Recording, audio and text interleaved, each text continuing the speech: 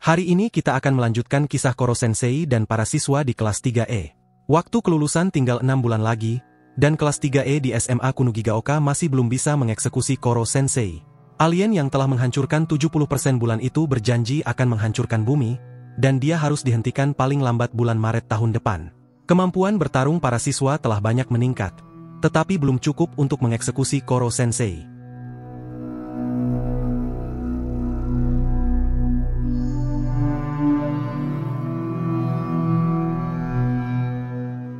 Karena waktu kelulusan semakin dekat, Koro Sensei bertanya satu persatu mengenai karir yang akan mereka tekuni setelah lulus nanti. Beberapa siswa berencana untuk terjun ke dunia politik, ada juga yang memilih menjadi diplomat. Karma ingin menjadi PNS. Semua murid sudah mengungkapkan rencana masa depan mereka, kecuali Nagisa. Hanya Nagisa yang masih belum tahu apa yang akan dilakukannya setelah lulus SMA. Koro Sensei menyarankan agar Nagisa memikirkan sesuatu yang sesuai dengan bakatnya. Tadaomi datang memberitahu para siswa tentang festival sekolah yang akan diadakan akhir pekan depan. Dia menekankan bahwa festival ini adalah kesempatan besar untuk mengeksekusi Koro Sensei. Festival tersebut akan diadakan di tempat terbuka, dan akan dihadiri oleh siswa dari sekolah lain, dan juga penduduk kota. Pada festival itu, perhatian Koro Sensei pasti akan terpecah, dan itulah waktu yang tepat untuk menyerangnya. Tadaomi mengatakan bahwa Kementerian Pertahanan akan mengutus seorang penembak jitu bernama Red Eye, untuk mengeksekusi Koro Sensei. Tadaomi mengingatkan kalau mereka harus lebih dahulu mengeksekusi Koro Sensei sebelum penembak jitu itu. Koro Sensei datang dan mengatakan dia tidak sabar menunggu festival tersebut, dan dia memutuskan untuk mengungkapkan kelemahan terbesarnya. Koro Sensei mengatakan bahwa kekuatan terbesarnya adalah kecepatan super, dan dia tidak memiliki banyak kekuatan lain. Jika tentakelnya dipegang, dia tidak akan dapat bergerak sehingga lebih mudah diserang. Mendengar ini, para siswa mencoba menangkapnya, tetapi Koro Sensei dengan mudah berhasil menghindar. Sebenarnya, mengungkapkan kelemahan terbesarnya adalah strategi Koro Sensei agar para siswa bersemangat mengikuti festival sekolah. Hari festival pun tiba, dan Koro Sensei berpakaian seperti badut. Hanya para pejabat tinggi yang mengetahui keberadaannya. Oleh karena itu, dia tidak boleh tampil di depan umum tanpa kostum. Sambil membagikan brosur kepada para pendatang, Koro Sensei mengajak mereka untuk menonton drama sekolah. Nagisa meminta Koro Sensei untuk pergi, karena khawatir orang-orang akan curiga dengan penyamarannya. Red Eye memanfaatkan kesempatan itu untuk menyerang Koro Sensei, tetapi Koro Sensei berhasil meloloskan diri. Drama sekolah pun dimulai dan para siswa berencana memanfaatkan momen ini untuk menghabisi Koro Sensei. Para siswa tahu, karena banyak penonton, Koro Sensei tidak akan memperlihatkan wujud aslinya sehingga dia akan sulit melarikan diri.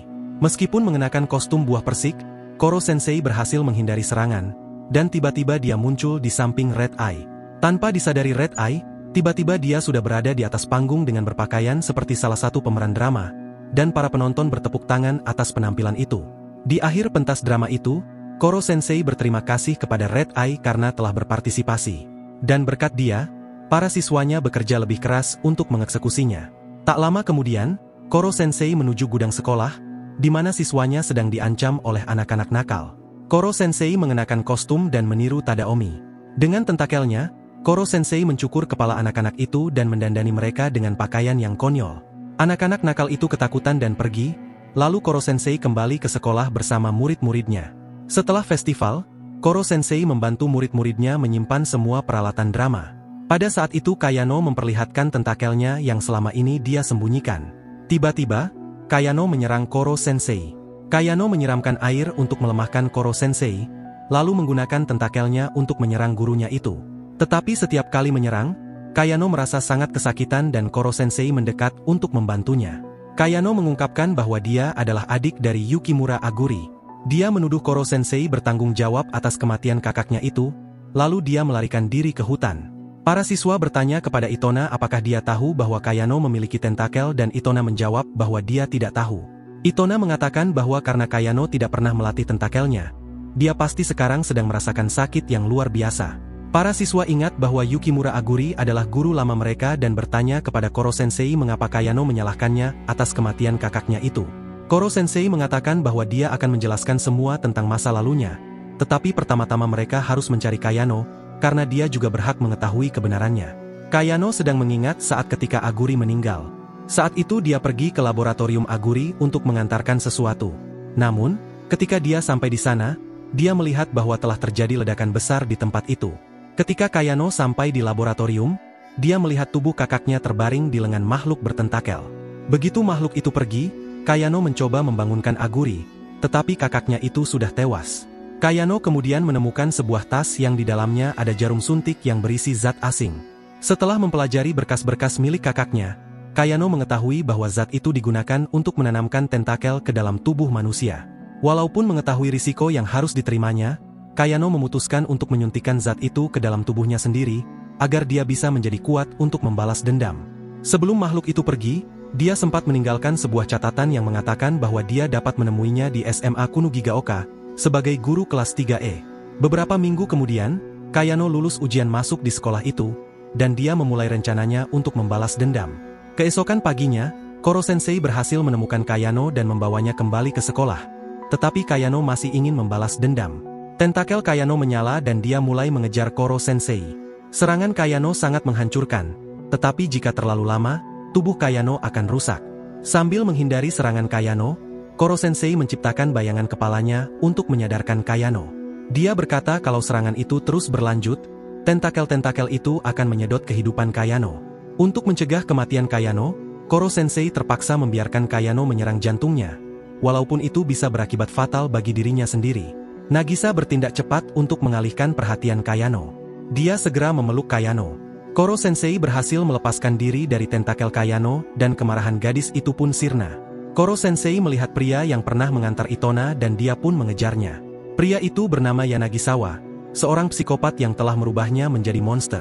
Kembali ke kelas, Koro Sensei menceritakan bahwa 2 tahun lalu, dia adalah seorang pembunuh bayaran yang dikenal sebagai Shinigami. Akhirnya terungkap bahwa ternyata Koro Sensei bukan alien, melainkan manusia biasa.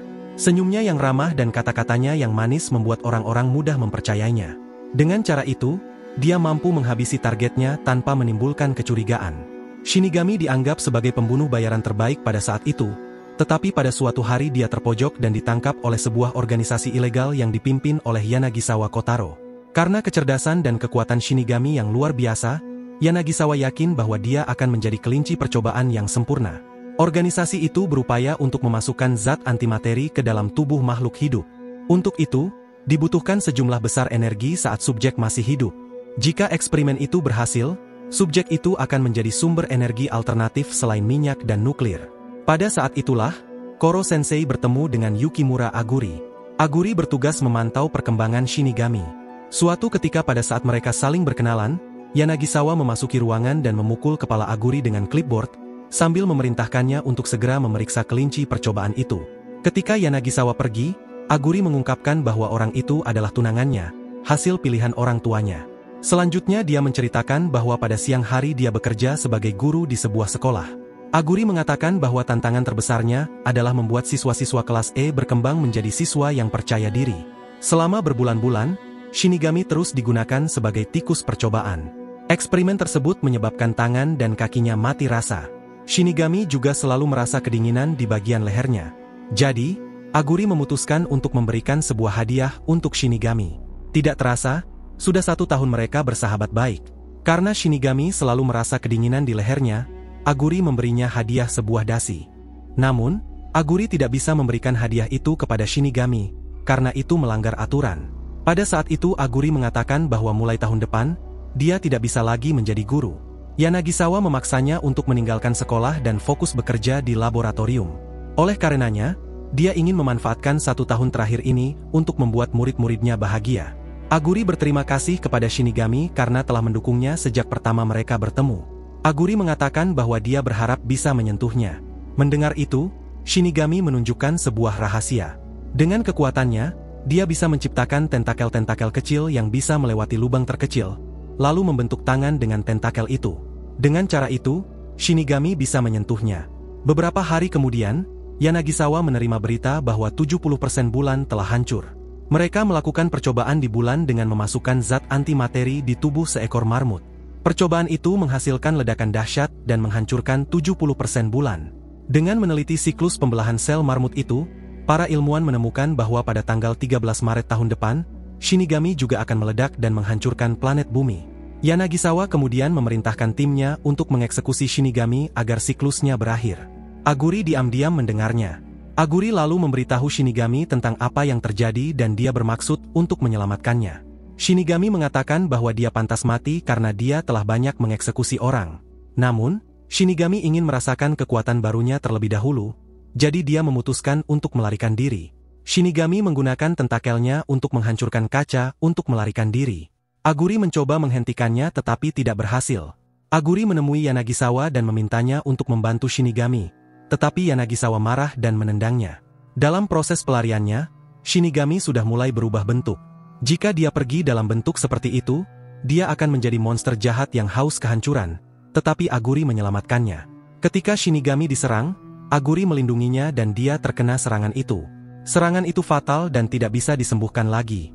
Sebagai permintaan terakhirnya, Aguri meminta Shinigami mengajar murid-muridnya dan membantu mereka meraih masa depan.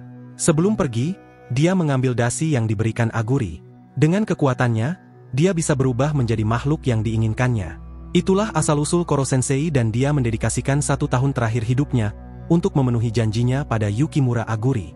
Jadi, Koro Sensei tetap akan hancur pada bulan Maret tahun depan. Oleh karena itu, dia ingin mengajari murid-muridnya cara untuk mengalahkannya. Koro Sensei tidak berniat menghancurkan bumi. Tetapi di sisi lain, dia hanya akan menerima jika salah satu muridnya lah yang mengalahkannya. Setelah mendengar itu, tidak ada satupun siswa yang bersemangat lagi untuk menghancurkan Koro Sensei. Nagisa memanggil teman-temannya untuk rapat.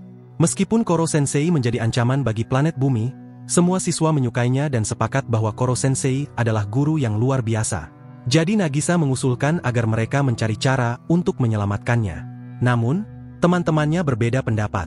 Beberapa siswa setuju dengan Nagisa untuk menyelamatkan Koro Sensei. Teman yang lain tetap ingin menghabisinya, sebab itulah yang sudah mereka latih selama ini. Karma adalah salah satu yang tidak setuju dengan Nagisa, sehingga dia menantang duel untuk menentukan keputusan yang akan diambil. Nagisa memulai serangan. Mereka pun saling menyerang dengan pisau karet. Aturannya adalah, barang siapa yang berhasil menusukkan pisau karet ke organ vital lawan, akan menjadi pemenangnya. Meskipun Nagisa sangat berbakat dalam membunuh, Karma tetap lebih cepat dan lebih kuat darinya. Selain itu, Karma lebih berpengalaman dalam pertarungan jarak dekat. Walaupun sudah terluka, Nagisa terus mencoba untuk memenangkan duel itu. Dia menerjang Karma dan menjatuhkannya. Tetapi lengan kiri Karma bebas dan dia sebenarnya bisa saja memenangkan pertarungan itu. Namun Karma memutuskan untuk membiarkan Nagisa menang, sebab dia melihat tekad kuat Nagisa untuk menyelamatkan Koro Sensei. Kemudian semua siswa berdiskusi untuk membicarakan apa yang akan mereka lakukan berikutnya. Akhirnya mereka memutuskan bahwa mereka akan melakukan keduanya. Mereka akan mencoba menyelamatkan Koro Sensei, sekaligus melanjutkan misi untuk menghancurkannya. Dengan begitu, apapun yang berhasil mereka lakukan, planet bumi akan tetap selamat.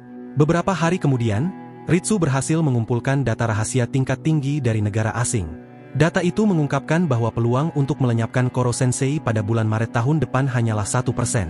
Dia juga menemukan bahwa sangat memungkinkan untuk meracik ramuan yang bisa memperpanjang hidup Koro Sensei. Tetapi mereka perlu mengakses data rahasia itu. Masalahnya adalah, tidak seorang pun mengetahui keberadaan Yanagisawa, sedangkan dia adalah satu-satunya yang menyimpan data rahasia itu. Namun, Itona bisa menduga di mana tempat persembunyian Yanagisawa, sebab pria itulah yang telah memberinya kekuatan dan tentakel. Itona bersama Nagisa dan Karma pergi ke laboratorium, dan dengan bantuan Ritsu, mereka berhasil mendapatkan rekaman yang berisi data-data tersebut. Setelah mendapatkan data-data tersebut, Okuda dan teman-temannya mulai meracik obat. Uji coba pertama tidak berhasil. Namun setelah beberapa kali percobaan, para siswa berhasil mendapatkan hasil yang diharapkan.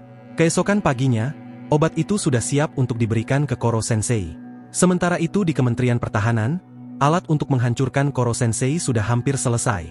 Alat itu adalah akselerator partikel yang dikirim ke luar angkasa, dan dalam 170 jam lagi akan menembakkan sinar laser yang mampu menghancurkan Koro Sensei. Keesokan paginya, Tadaomi pergi ke kantor Koro Sensei untuk mengucapkan selamat tinggal. Dia mengatakan kelulusan akan segera tiba, dan hubungan antara keduanya akan berakhir. Koro Sensei mengatakan bahwa meskipun sulit, mereka tetap harus melaksanakan tugas mereka dengan profesional. Tadaomi setuju dan pergi. Setelah meninggalkan tempat itu, dia menelepon atasannya dan memberitahu mereka bahwa guru itu sedang sendirian di dalam kelas. Kubah penghalang pun diaktifkan untuk mencegah Koro Sensei melarikan diri. Di tempat lain, Para siswa yang berusaha memberikan obat itu ke guru mereka, tertangkap oleh pasukan militer dan dipenjara di bawah tanah. Mereka akan ditahan di sana sampai misi menghancurkan Koro Sensei selesai.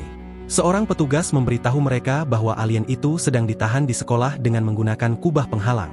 Tengah malam nanti, militer akan menembakkan sinar laser untuk menghancurkannya. Tadaomi muncul dan para siswa mengatakan kepadanya bahwa mereka sudah menyiapkan obat yang bisa menyelamatkan Koro Sensei. Namun Tadaomi mengatakan bahwa para pemimpin dunia sudah memutuskan untuk menghancurkan sang guru. Keputusan itu diambil berdasarkan persetujuan semua negara di dunia, dan tidak bisa lagi dibatalkan. Setelah mengatakan itu, Tadaomi pergi. Siswa-siswa kecewa mendengar kata-kata Tadaomi. Karma menyadari bahwa dinding penjara terbuat dari tanah liat. Jadi para siswa membuat ledakan untuk menarik perhatian para penjaga. Mereka berpura-pura pingsan, dan ketika para penjaga memasuki sel untuk menolong, mereka bangkit dan meringkus para penjaga. Mereka mencari jalan untuk keluar dari tempat itu, sambil bersembunyi dari kejaran para penjaga. Di tengah pelarian, mereka bertemu Tadaomi. Para siswa berpikir Tadaomi mencoba menghentikan mereka, tetapi sebaliknya, Tadaomi malah mengatakan bahwa mereka terlalu lama. Tadaomi mengingatkan bahwa laser akan menembak pada tengah malam, dan memberitahu mereka bahwa mereka tidak boleh gagal. Sesampainya di luar penjara, para siswa harus mencari cara untuk menghindari para tentara. Saat itulah Irina datang membantu. Sebagai hadiah kelulusan, dia akan bertindak sebagai umpan sehingga para siswa bisa melarikan diri. Irina menghancurkan radar untuk menarik perhatian pasukan militer dan menyuruh para siswa untuk segera lari. Sedikit demi sedikit, mereka berhasil menyingkirkan para prajurit. Mereka mendaki gunung untuk pergi ke sekolah dan beberapa jam kemudian, mereka akhirnya bertemu dengan Koro Sensei. Okuda memberinya obat dan Koro Sensei berterima kasih atas usaha yang telah mereka lakukan. Semua orang senang karena guru mereka bisa hidup. Namun Koro Sensei mengungkapkan bahwa tidak ada cara untuk melarikan diri dari tempat itu. Kubah penghalang mengelilingi seluruh sekolah, termasuk ruang bawah tanah. Koro Sensei telah mencoba semua cara, tetapi kali ini dia terpojok. Meskipun demikian, Koro Sensei mengungkapkan bahwa ia sangat senang murid-muridnya ada di sana. Dia juga sudah membuat ijazah kelulusan bagi murid-muridnya. Namun, sebelum Koro Sensei menyerahkan ijazah itu, Yanagisawa muncul dan menghancurkan ijazah-ijazah itu. Yanagisawa mengatakan bahwa dia datang untuk menghancurkan Koro Sensei, tetapi Nagisa menjelaskan bahwa Koro Sensei telah diberi obat dan tidak akan lagi meledakkan bumi. Yanagisawa berkata bahwa semua upaya mereka sia-sia, karena data yang disimpannya adalah data palsu. Yanagisawa menyuntikkan banyak sekali cairan ke lehernya sendiri sehingga dia berubah menjadi monster yang sangat menyeramkan. Koro Sensei banyak terkena serangan-serangan karena dia berusaha melindungi murid-muridnya dari monster itu. Tentakel-tentakel Koro Sensei putus, bahkan sebagian kepalanya terpotong. Kekuatan dan kecepatannya menurun, sehingga dia tidak mampu lagi menghindari serangan-serangan berikutnya. Monster itu betul-betul menyiksa Koro Sensei dan menggunakan tentakelnya untuk melempar Koro Sensei ke atap. Penampilan monster itu menyerupai pohon iblis dengan akar-akar yang dia gunakan untuk menusuk tubuh Koro Sensei hingga terluka parah. Koro Sensei tidak lagi memiliki kekuatan untuk membela diri dan akhirnya menerima serangan hebat. Melihat gurunya hampir mati, Kayano menyelinap ke depannya dan meminta gurunya itu untuk melarikan diri. Namun, Koro Sensei sudah tidak mampu melarikan diri.